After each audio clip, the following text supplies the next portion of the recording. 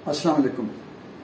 सियालकोट के लोग मिजाजन और ख़ास तौर पे इज्तमाई मिजाज में इतने दरिया दिल, सखी और मुल्क व कौम के लिए आगे बढ़ के किरदार अदा करने वाले हैं।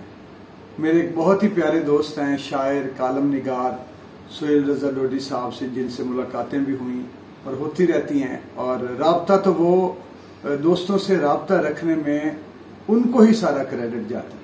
बहुत प्यारे हैं, उनके दिल में हमेशा लोगों के लिए कुछ न कुछ करने का जज्बा, और जज्बा भी वो जो जिसको वो अमली जामा पहनाते रहते हैं। कोई भी मौका हो वो जाया नहीं करते, वो मोहब्बत प्यार का, किसी के काम आने का।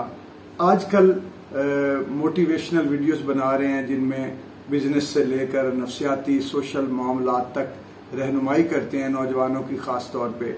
और एक यूट्यूब चैनल है उनका सुहेल रजा डोडी के नाम से। इसी तरह एक पेज है फेसबुक पर भी।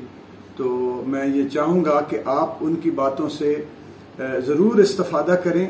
और यानी आपको लगेगा कि किसी यानी उनकी उम्र इतनी नहीं है लेकिन बातें बुजुर्गाना है, आपको लगेगा कि किसी बुजुर्ग ने आपकी रहनुमाई की है। बहुत शुक्रिया।